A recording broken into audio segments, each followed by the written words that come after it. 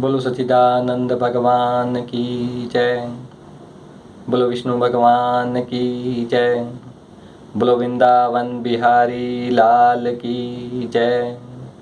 जय जय श्री राधे, जय जय श्री राधे।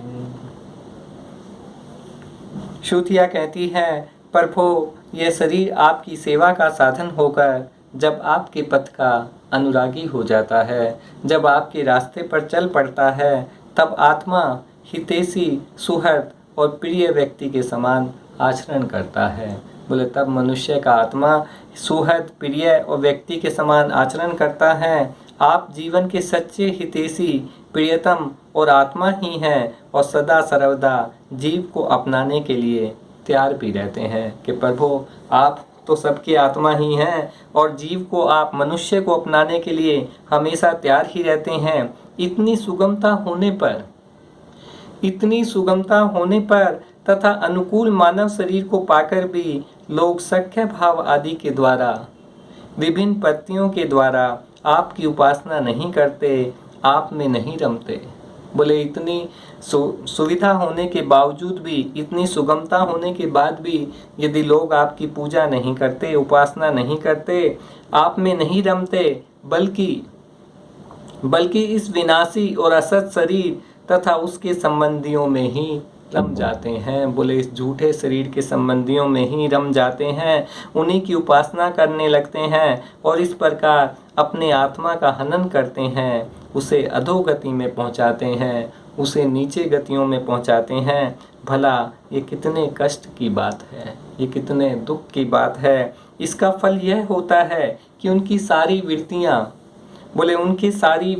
उनके सारे काम, सारी वासनाएं शरीर आदि में ही लग जाती है, शरीर में ही लग जाती है और फिर उनके अनुसार उनको पशु पक्षी आदि न जाने कितने बुरे बुरे शरीर ग्रहण करने पड़ते हैं। इस प्रकार अत्यंत भयावह जन्म मृत्यु संसार में भटकना पड़ता है और बहुत सी नीचे की योनियों में जाना पड़ता है। प्रभो बड़े बड़े विचारशील योगी यति अपने प्राण, मन और इंद्रियों को वश में करके दृढ़ योगाभ्यास के द्वारा हृदय में आपकी उपासना करते हैं। बोले बड़े बड़े योगी हृदय में आपकी उपासना करते हैं, परंतु आश्चर्य की बात तो यह है कि उन्हें जिस पद की प्राप्ति होती है उसी की प्राप्ति उन शत्रुओं को भी हो जाती है जो आपसे वैर भाव रखते हैं। बोले उसी पद की प्राप्ति उनको भी हो जाती है जो आपसे वैर भाव रखते हैं। हमने पीछे में पढ़ा था कि जितने भी राक्षस हुए जो भगवान से वैर भाव रखते थे, वो सब भगवान में ही उनकी मृत्यु होने पर ज्योति निकलकर भगवान में समा जाती थी। तो बोले उनको भी आपकी प्राप्ति हो जाती है, क्योंकि स्मरण तो वे भी करते ही हैं। बोले क्योंकि स्मरण तो वे भी करते ही हैं, कहाँ तक कहें भगवान वो स्त्रियां जो अज्ञानवश आपको परिच्छन्न मानती हैं। बोले जो स्त्रियां आपको ज्ञानवश पुरुष मानती हैं और आपकी शेषनाग के समान मोटी, लंबी तथा सुकुमार भुजाओं के प्रति काम भाव से आसक्त रहती है।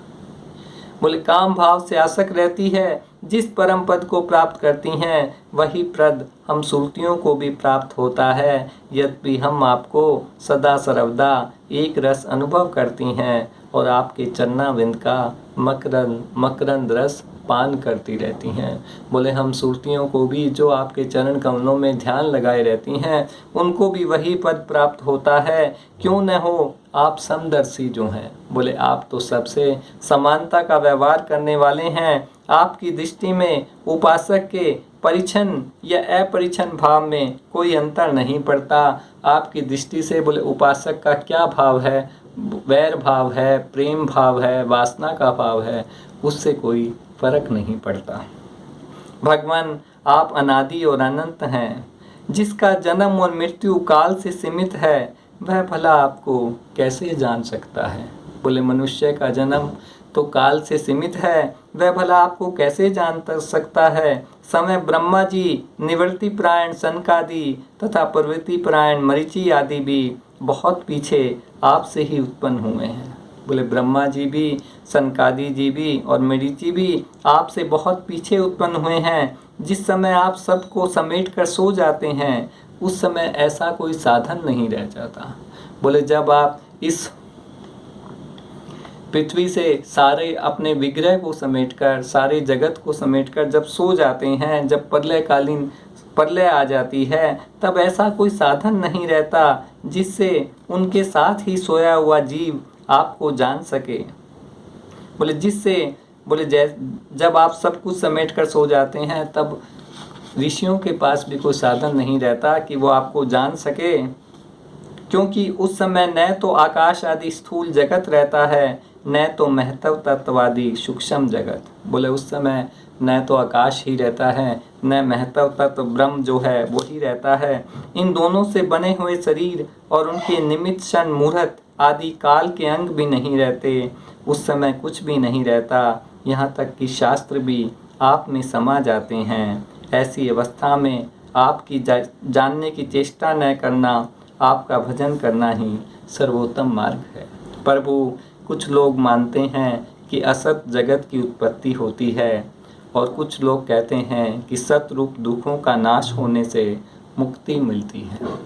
बोले कुछ लोग कहते हैं कि ये जगत तो झूठा है, असत है, नाशवान है, इसकी उत्पत्ति होती है। और कुछ लोग कहते हैं जो सच्चे रूप से दुखों का नाश होने पर ही मनुष्य को मुक्ति मिलती है। दूसरे लोग आत्मा को अनेक मानते हैं। बोले कुछ लोग हैं जो आत्मा को अनेक मानते हैं। कई लोग कर्म के द्वारा प्राप्त होने वाले लोग और परलोक रूप व्यवहार को सत्य मानते हैं। इसमें संदेह नहीं कि ये सभी बातें भ्रम मूलक हैं, भ्रम पैदा करने वाली हैं और वे आरोप करके ही ऐसा उपदेश करती हैं।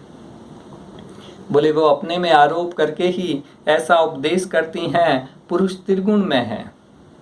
इस प्रकार का भेदभाव केवल अज्ञान से ही होता है। आप अज्ञान से सर्वथा परे हैं। यहाँ पुरुष का मतलब बोले परमात्मा त्रिगुण में है, सत्व जग, सत्व रजत और तमो। बोले इस प्रकार का भेदभाव केवल अज्ञान से ही होता है और आप अज्ञान से, प्रभु आप तो अज्ञान से सर्वथा अलग हैं। इसलिए ज्ञान स्वरूप आप में किसी प्रकार का भेदभाव नहीं है। यह त्रिगुणात्मक जगत मन की कल्पना मात्र है। केवल यही नहीं, परमात्मा और जगत से पृथक प्रतीत होने वाला पुरुष भी कल्पना मात्र ही है। बोले परमात्मा और जगत से जो अलग पुरुष है वह भी कल्पना मात्र ही है। इस प्रकार वास्तव में असत होने पर भी अपने सत्य अधिष्ठान आपकी सत्ता के कारण वह सत्य सा प्रतीत होता है। बोले वास्तव में यह नाशवान झूठा होने पर भी आपकी सत्ता के कारण, आपकी सत्ता के कारण, आपकी शक्ति के कारण यह सत्य प्रतीत होता है। इसलिए भोक्ता, भोग्य और दोनों के संबंध को सिद्ध करने वाली इंद्रियां आदि जितना भी जगत है सबको आत्मज्ञानी पुरुष आत्म रूप से सत्य ही मानते हैं। बोले इसलिए जो भोगता है, जो उपभोग करता है और जिन चीज़ों का उपभोग किया जाता है और इन दोनों के संबंध को जो सिद्ध करती हैं वो हमारी इंद्रियां हैं। वो भोक्ता और भोग्य पदार्थ दोनों को अज्ञान करवाती हैं। बोले और जितना भी जगत है, बोले जो आत्मज्ञानी पुरुष है, जिसने आत्मज्ञान कर लिया, बोले वो आत्म रूप में सत्य ही मानते हैं, क्योंकि वो सब में आपको ही देखते हैं। सोने से बने हुए कुंडल आदि स्वर्ण रूप ही होते हैं, इसलिए इनको इस रूप में जाने वाला पुरुष उन्हें छोड़ता नहीं है। वह समझता है कि यह भी सोना है। बोले सोने से जो कुंडल बनते हैं, कितने भी गहने बन जाएं, लेकिन जो पुरुष जानता है वह उनको सोने के रूप में ही जानता है।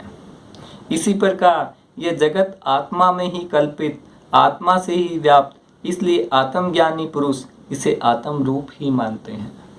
बोले जिसने आत्मज्ञान प्राप्त हो गया वह पुरुष जानता है कि यह जगत आत्मा में ही कल्पित है और आत्मा में ही व्याप्त है, और आत्मज्ञानी पुरुष इस सारे जगत को आत्म रूप ही मानते हैं। भगवान, जो लोग यह समझते हैं कि आप समस्त प्राणियों और पदार्थों के अधिष्ठान हैं, सबके आधार हैं और सर्वात्म भाव से आपका भजन सेवन करते हैं।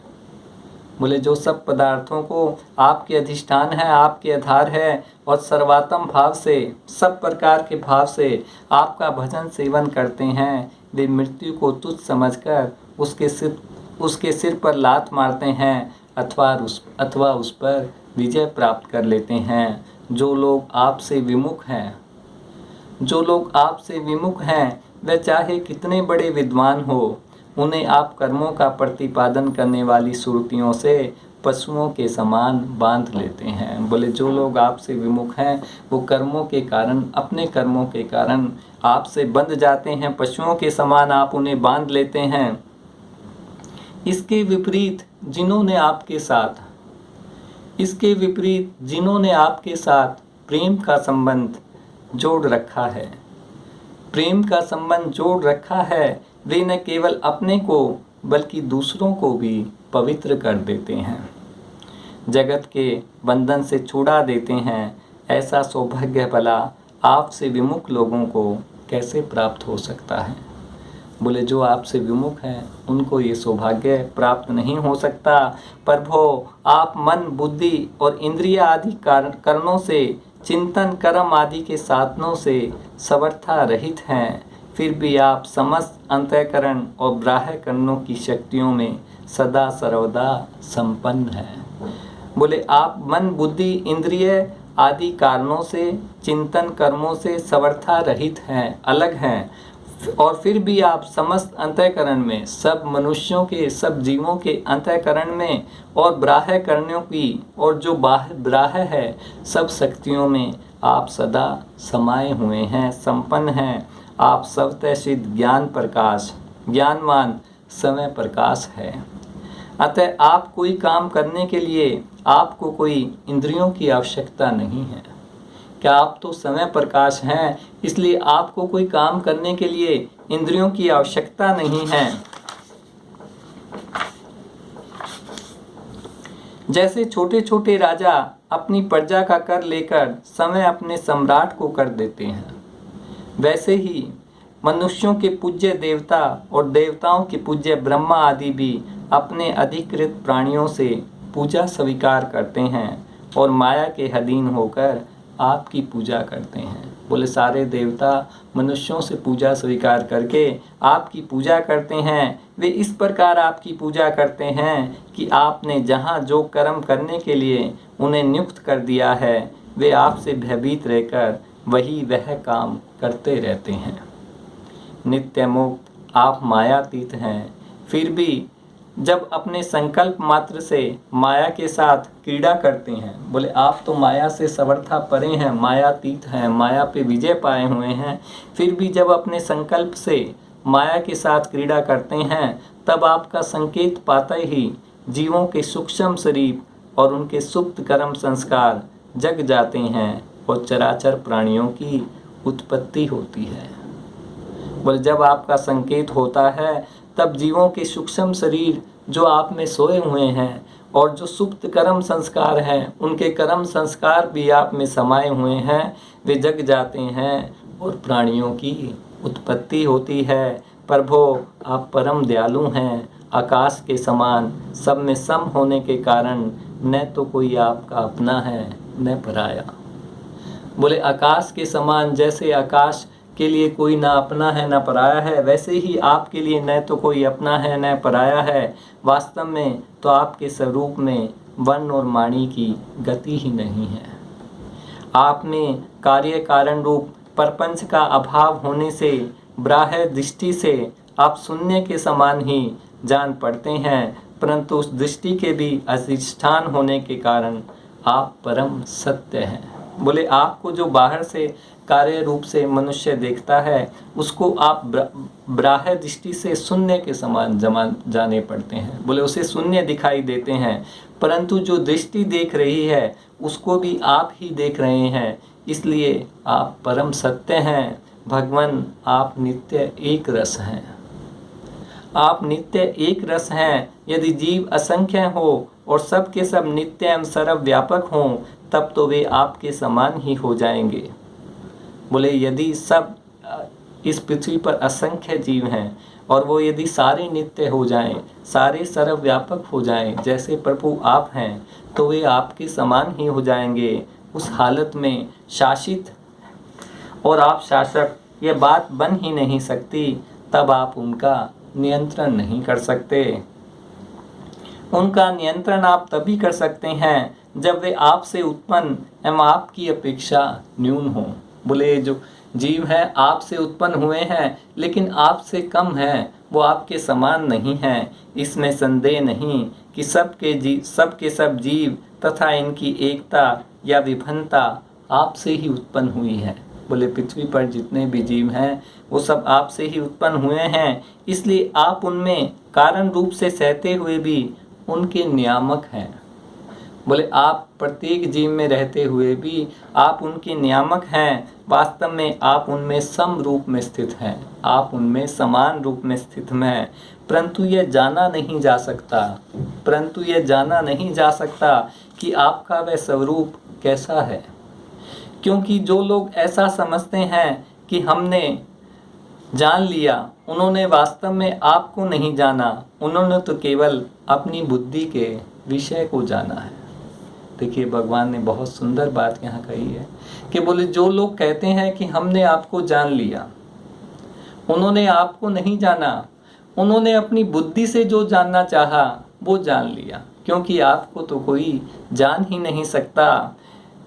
उन्होंने केवल अपने बुद्धि को विषय को जाना है जिससे आप परे हैं, आप अलग हैं। और साथ ही मति के द्वारा जितनी वस्तुएं जानी जाती हैं, बोले बुद्धि के द्वारा जितनी वस्तुएं जानी जाती है वे मतियों की भिन्नता के कारण, वे बुद्धि की भिन्नता के कारण भिन्न भिन्न होती है, अलग अलग होती है।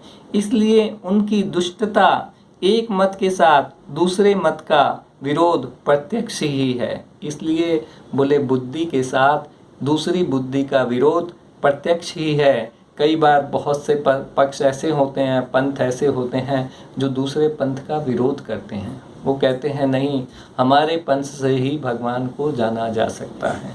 तो बोले अतएव आपका स्वरूप समस्त मतों के परे हैं। बोले आपका स्वरूप जो है सब बुद्धियों के, सब संप्रदायों के, सब मतों के परे हैं। स्वामी जीव आपसे उत्पन्न होता है, यह कहने का ऐसा अर्थ नहीं है कि आप परिणाम के द्वारा जीव बनते हैं। बोले जो मनुष्य है, ये जो जीव है, ये आपसे उत्पन्न होता है, लेकिन आप जीव नहीं बने हैं। सिद्धांत तो यह है कि प्रकृति और पुरुष दोनों ही अजन्मा हैं, अर्थात उनका वास्तविक स्वरूप जो आप हैं कभी वृत्तियों के अंदर उतरता नहीं, जन्म नहीं लेता। बोले वास्तविकता यह है कि आप किसी के अंदर उतरता नहीं, प्रभु कभी आप जन्म नहीं लेते, तब प्राणियों का जन्म कैसे होता है? तो बोले तब प्राणियों का जन्म कैसे होता है? अज्ञान के कारण प्रकृति को पुरुष और पुरुष को प्रकृति समझ लेने से, एक का दूसरे का साथ संयोग होने से। जैसे बुलबुला नाम की कोई स्वतंत्र वस्तु नहीं है, परंतु उपादान कारण जल और निमित्त कारण वायु के संयोग से उसकी सृष्टि हो जाती है।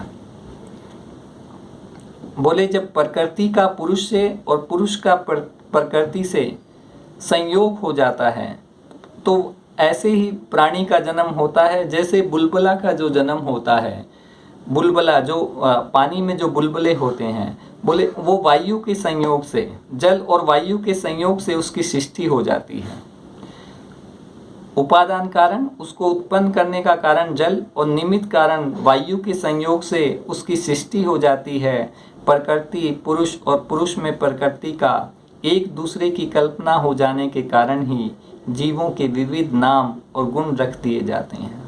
बोले प्रकृति में पुरुष और पुरुष में प्रकृति का एक दूसरे की कल्पना हो जाने के कारण जीवों के विविध नाम और गुण रख दिए जाते हैं। अंत में जैसे समुंदर में नदियाँ और मधु में समस्त पुष्पों के रस समा जाते हैं, वैसे ही सब के सब उपाधि रहित आप में समा जाते हैं। भगवान, सभी जीव आपकी माया से भ्रम में भटक रहे हैं। सभी जीव आपकी माया से भ्रम में भटक रहे हैं, अपने को आपसे पृथक मानकर जन्म मृत्यु का चक्कर काट रहे हैं। बोले आप अपने से आपको पृथक मानकर जन्म मृत्यु का चक्कर काट रहे हैं, परंतु बुद्धिमान पुरुष इस भ्रम को समझ लेते हैं और संपूर्ण भक्ति भाव से आपकी शरण ग्रहण करते हैं, क्योंकि आप जन्म मृत्यु के चक्कर से छुड़ाने वाले हैं।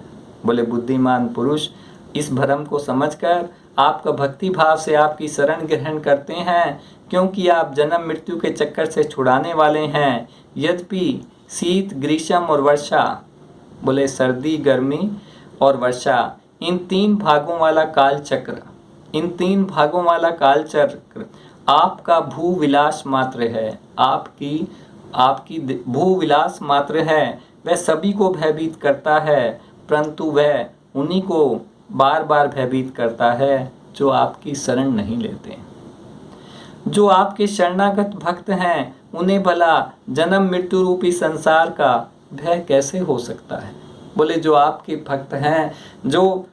भक्त हैं उन्हें जन्म मृत्यु का कोई फर्क नहीं पड़ता, जन्म मृत्यु से उन्हें कोई डर नहीं लगता। अजन्मा प्रभो, जिन योगियों ने अपनी इंद्रियों और प्राणों को वश में कर लिया है, जिन योगियों ने अपनी इंद्रियों और प्राणों को वश में कर लिया है, वे भी जब गुरुदेव की चरणों की शरण न लेकर उच्छृंखल एवं अत्यंत चंचल मन को अपने वश में करने का प्रयत्न करते हैं, तब अपने साधनों में सफल नहीं होते।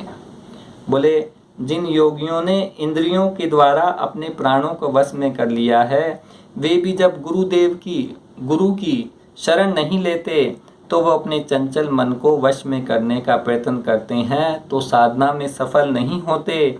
उन्हें बार बार खेद और सैकड़ों विपत्तियों का सामना करना पड़ता है। बोले गुरु के बिना उन्हें बार बार सैकड़ों विपत्तियों का सामना करना पड़ता है। उनकी दशा वही दशा होती है जैसे समुद्र में बिना करंढाव की नाव पर यात्रा करने वाले व्यापारियों की होती है। बोले गुरु के बिना मनुष्य की दशा वैसी ही है कि कोई समुद्र में यात्रा कर रहा है और उसमें कोई करंढार नहीं है, कोई नाव चलाने वाला नहीं है, वैसे ही उन व्यापारियों की, उन मनुष्यों की होती है। इसलिए मन को वश में जो करना चाहते हैं उनके लिए गुरु की अनिवार्य आवश्यकता है। भगवान आप अखंड आनंद स्वरूप और शरणागतों के आत्मा हैं। आप अखंड आनंद स्वरूप और शरणागतों के आत्मा हैं। आपके रहते सवजन पुत्र देहे स्त्री धन महल पृथ्वी प्राण और रथ आदि से क्या प्रयोजन। जो लोग इस सत्य सिद्धांत को न जानकर स्त्री पुरुष के संबंध में होने वाले सुखों में ही रम जाते हैं, उन्हें संसार में भला ऐसी कौन सी वस्तु है जो सुखी कर सके। बोले जो मनुष्य काम वासनाओं में स्त्री पुरुष के संबंधों में रम जाता है, उन्हें संसार में कौन सी वस्तु सुखी कर सकती है, क्योंकि संसार की सभी वस्तुएं स्वभाव से विनाशी हैं और एक दिन मटिया मेट हो जाने वाली हैं। बोले संसार की जितनी भी वस्तुएं हैं वे एक दिन खत्म हो जाने वाली हैं। भगवान जो ऐश्वर्य लक्ष्मी विद्या जाति तपस्या आदि के घमंड से रहित हैं, वे संत पुरुष इस पृथ्वी तल पर परम पवित्र और सबको पवित्र करने वाले सच्चे तीर्थ स्थान हैं। बोले जो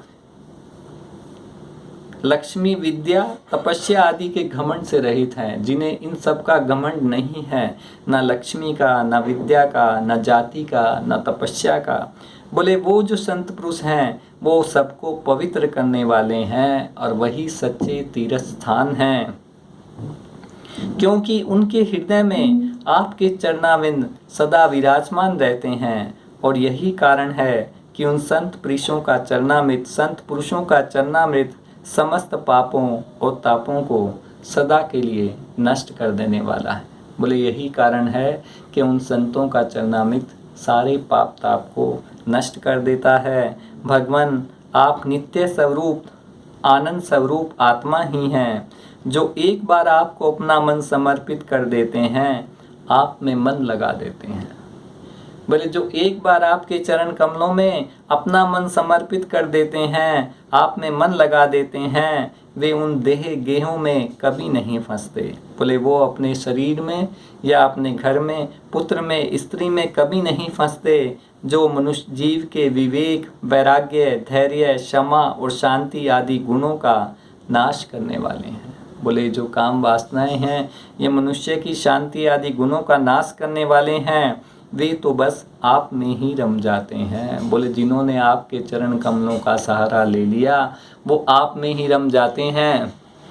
भगवान जैसे मिट्टी से बना हुआ घड़ा मिट्टी रूप ही होता है, वैसे सत से बना हुआ जगत भी सत ही है। यह बात युक्ति संगत नहीं है।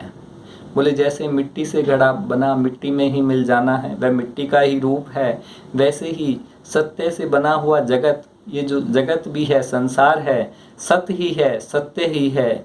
यह बात युक्ति संगत नहीं है, क्योंकि कारण और कार्य का निर्देश ही उनके भेद का घोतक है। बोले जो कार्य होता है, जो कारण होता है, वही उनके अलग होने का घोतक है। यदि केवल भेद का निषेध करने के लिए ऐसा कहा जा रहा हो, तो पिता और पुत्र में, दंड और घटनाश में कार्य कारण भाव होने पर भी वे एक दूसरे से भिन्न हैं। बोले ये खाली भेद का निरोध करने के लिए, भेद का निराकरण करने के लिए कहा जाए, तो बोले पिता और पुत्र में, दंड और घटनाश में, घटना में और दंड में कार्य कारण भाव होने पर भी वे दोनों एक दूसरे से भिन्न हैं। बोले पिता पुत्र से अलग है, और कोई घटना घटती है और उसका जो दंड दिया जाता है वो दोनों अलग है, जबकि दोनों में कार्य कारण एक ही है, क्योंकि पिता से पुत्र जन्म लेता है और घटना से ही दंड जन्म लेता है। यदि कारण शब्द से निमित्त कारण न लेकर केवल उपादान कारण लिया जाए, बोले यदि कारण शब्द से उसका जो निमित्त कारण है वो ना लेकर बल्कि उत्पन्न होने का कारण लिया जाए, उपादान कारण लिया जाए, जैसे कुंडल का सोना, तो भी कहीं कहीं कार्य की असत्ता प्रमाणित होती है। बोले जैसे कुंडल का सोना, बोले सोने में कुंडल है या कुंडल में सोना है, तो भी कहीं कहीं कार्य की असत्ता प्राप्त होती है, जैसे रस्सी में सांप।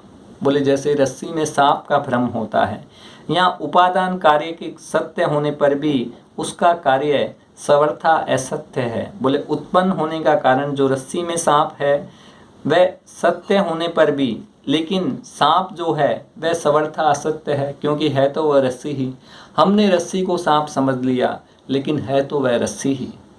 यदि यह कहा जाए कि प्रतीत होने वाले सर्प का उपादान कारण, बोले जो सांप प्रतीत हो रहा है उसका उत्पन्न होने का कारण केवल रस्सी नहीं है। बोले हमने रस्सी में सांप समझ लिया तो उसका उत्पन्न होने का कारण केवल रस्सी नहीं है, उसके साथ अविद्या का, भ्रम का भी मेल हुआ है। तभी बोले जब रस्सी के साथ भ्रम का मेल हुआ, हमें यह भ्रम हुआ कि रस्सी में सांप है, तभी वह रस्सी में सांप प्रतीत होता है।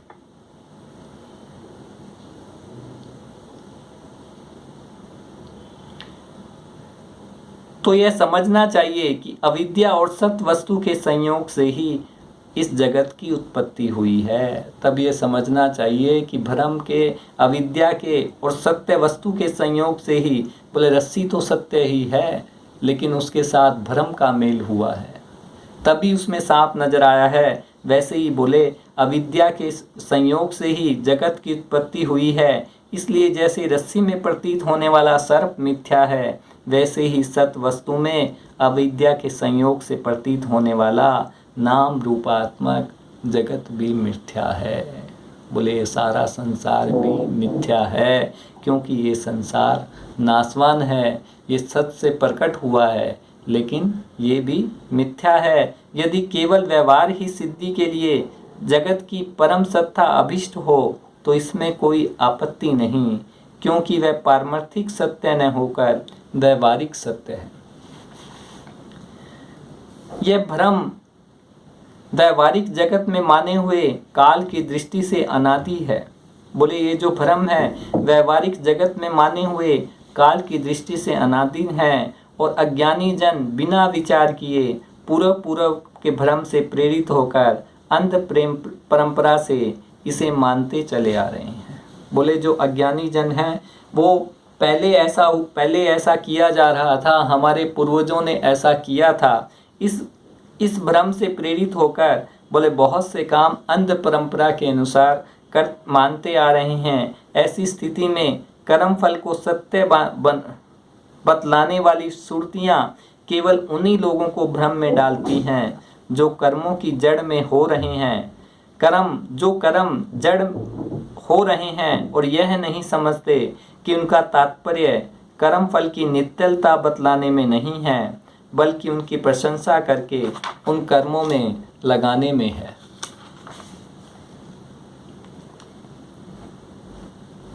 बोले ऐसी स्थिति में जो कर्मों के फल को सत्य बतलाती हैं सुरतियाँ केवल उन्हीं लोगों को भ्रम में डालती हैं जो कर्म जड़ हो रहे हैं और यह नहीं समझते कि उनका तात्पर्य कर्म फल की नित्यता बतलाने में नहीं है। बोले सुरतियों का तात्पर्य कर्म फल की नित्यता बतलाने में नहीं है, बल्कि उनकी प्रशंसा करके उन कर्मों में लगाने में है। भगवान, वास्तविक बात तो यह है कि यह जगत उत्पत्ति के पहले नहीं था, प्रलय के बाद नहीं रहेगा। यह जगत उत्पत्ति के पहले नहीं था, प्रलय के बाद नहीं रहेगा। आज इतना ही। बोलो सच्चिदानंद भगवान की जय। बोलो विष्णु भगवान की जय।